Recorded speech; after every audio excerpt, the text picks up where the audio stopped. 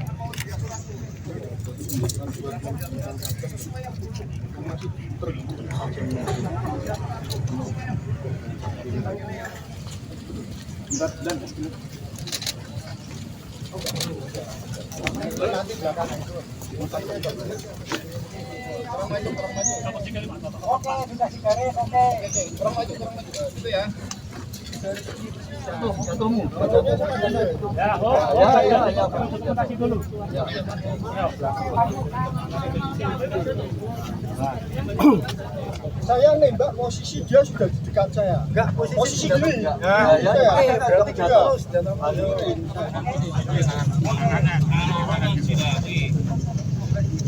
ya, oke.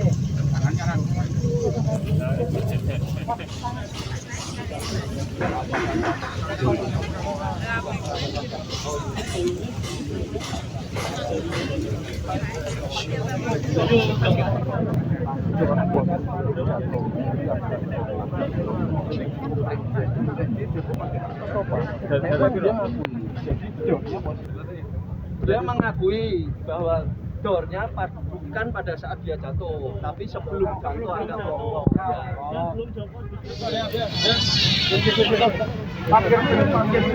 Mas Rafiq.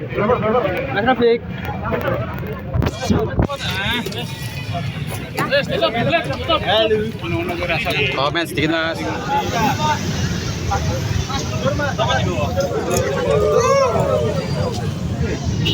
Direktorat Kriminal Umum Polda Jawa Tengah telah melaksanakan kegiatan rekonstruksi kasus penembakan yang dilakukan oleh Aibda R.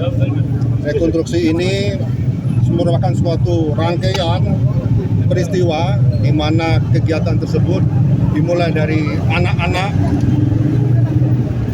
berkumpul bersama teman-temannya di suatu lokasi, kemudian berpindah ke lokasi lain, dan mereka pada suatu titik lokasi tertentu di Simongan, mereka melaksanakan perkelahian. Namun perkelahian itu antar kelompok tersebut tidak terjadi karena salah satu dari kelompok tersebut mengeluarkan senjata tajam atau celurit. Akhirnya mereka kembali ke motor dan mereka ternyata bukan kembali bubar, mereka mengambil senjata tajam masing-masing untuk mengejar. Dan akhirnya terjadilah kejar-mengejar menggunakan sepeda motor yang sampai di lokasi penembakan, di mana Aibda R ini sedang melintas di jalan di depan Alfamart melihat aksi kejar-mengejar. Nah, pada saat itu setelah melintas dari rombongan tersebut, salah satu rangkaian dari yang dikejar itu berhasil menghilang di salah satu gang. Dan kelompok yang mengejar balik kanan melintas kembali Aibda R. Dan disitulah peristiwa penembakan itu terjadi. Total ada 6 ya kurang lebih ya, mulai dari Jeraka, kemudian dari Pusponjolo di mana mereka berkumpul kembali menambah kekuatan personil atau menambah kekuatan rekan yang untuk tawuran atau perkelahian, kemudian menuju ke lokasi perkelahian di Simongan, kemudian mereka bubar karena melihat salah satu buah celurit, kemudian ke lokasi di pos Linmas di mana mereka mengambil alat sajam, corbek maupun celurit tersebut untuk mengejar lawannya, dan kemudian aksi kejar mengejar sampai lokasi di Alfamart. Di jembatan sebelumnya sebenarnya di jembatan mereka berganti memegang alat sajam, kemudian sampai di Alfamart. Nah di sini di Alfamart terjadi peristiwa penembakan yang dilakukan Aibda R. Kalau senjata sudah jelas CDP ya, tadi itu cuma replika aja. Ya, nggak mungkin kita di sini bawa senjata asli nggak.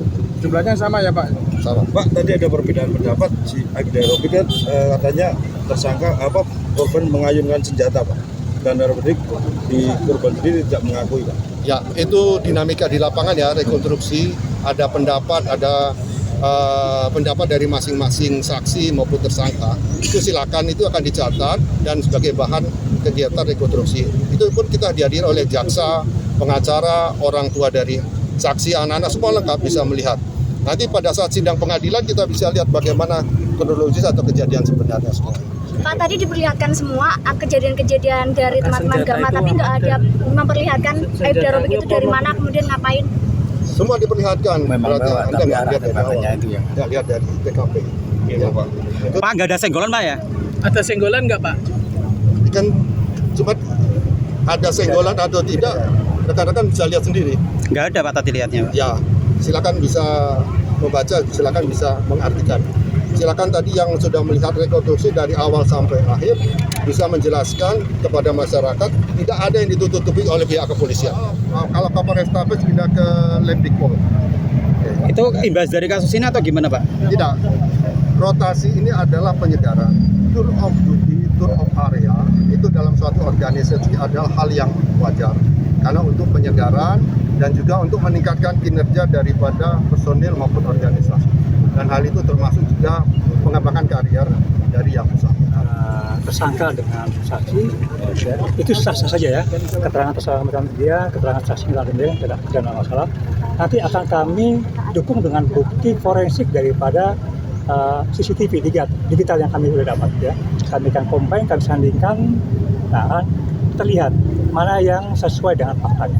Itu yang pertama. Terus yang kedua perlu saya jelaskan bahwa keterangan para saksi semua ini ya, itu semua sudah didukung dengan alat bukti digital forensik ya. Handphone para saksi-saksi itu ya sudah kami mintai dan sudah kami lapor hasilnya apa, itu yang tadi ya. Keterangan mereka bahwa ada kegiatan perencanaan kemudian pelaksanaan, memang tidak terjadi perkelahian ya, tapi terjadi akhirnya hasil kejaran. Itu semua sudah terekam dalam BAP maupun dalam bukti digital forensik. Semua BAP, dalam pemeriksaan BAP ini semua sudah didampingi oleh pendamping masing-masing ya. Dari gurunya sudah kita bilang ya, kemudian dampingi, kemudian dari UPTD juga kami dampingi. Pak, kalau yang ini Pak, senggolan tadi Pak, itu kejadian nggak Pak dalam rekonstruksi ini? Bisa lihat tadi ya. Lihat tidak dalam hal kegiatan itu tidak terjadi senggolan, hanya mepet. Hanya mepet aja ya. Pak, setelah menembak itu Aibda itu kemana Pak? Ya. Ya.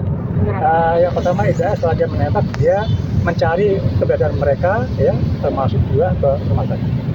Ya alhamdulillah, kami merasa senang, kami merasa plong, karena menurut kami apa yang dilakukan oleh Kapolres Tabes mulai setelah meninggal dunia dia terus mendatangi keluarga bersama seorang oknum wartawan supaya masalah ini tidak dibesar-besarkan, kemudian si masalah ini supaya diikhlaskan. Kalau diikhlaskan itu kan pidananya akan berkurang, mungkin tidak akan dipecat itu pelakunya. Itu yang menurut saya perilaku dari Kapolres Tabes Kombes Irwan itu yang tidak benar, sehingga pantaslah kalau dia di istilahnya apa, dicopot atau digeser. Yang penting kami minta jangan sampai menjadi Kapolres Tabes lagi, kan gitu ya. Percaya kepada saksi, saksi kan anak masih lugu, anak-anak masih polos asli, dan kesaksian dari saksi itu justru memperberat kesaksian yang disampaikan oleh tersangka, kan gitu. Jadi saya lebih percaya kepada anak-anak. Tadi kan ngotot si tersangkanya, saya posisinya jatuh sehingga nembak sampai setelah jatuh baru nembak, enggak, anak ngomong enggak. Jadi posisi seperti ini, nembaknya seperti ini gitu. Jadi memang ya punya hal lah mereka melakukan pembelaan pasti kan. Rekonstruksi tadi sih saya sendiri banyak yang jengkel, kayak anu kan kita juga belum punya fakta-fakta yang real kan. Jadi nanti kita serahkan aja Pak Petir. Ada kejanggalannya gimana Pak? Kejanggalannya di mana aja? Kan banyak yang diatur-atur kayak saksi-saksi tadi kan banyak yang dia suruh seperti ini kan. Kecewa ya Pak ya berarti dari keluarga bahwa ada diatur-atur kemudian ada. Ya itu kan harusnya kan yang lebih tahu kan saksi-saksi ya. Jadi posisi dia di mana, dia posisinya seperti apa, dia tiba-tiba seperti apa kan yang saksi yang tahu. Ada apa itu? Itu menjadi pertanyaan saya kepada penyidik Polda.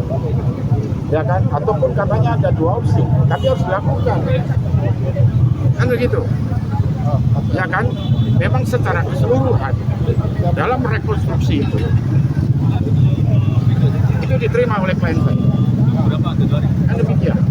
Nah, memang kalau kita melihat secara rekonstruksi secara keseluruhan, ya kan? Tadi saya tanya klien saya, dia bisa menerima itu. Tapi yang kami masih menjadi pertanyaan adalah luka. Itu jadi pertanyaan saya. Apa itu penyebab luka? Sampai sekarang belum diungkap. Ada apa ini? Download Tribun X sekarang, menghadirkan lokal menjadi Indonesia.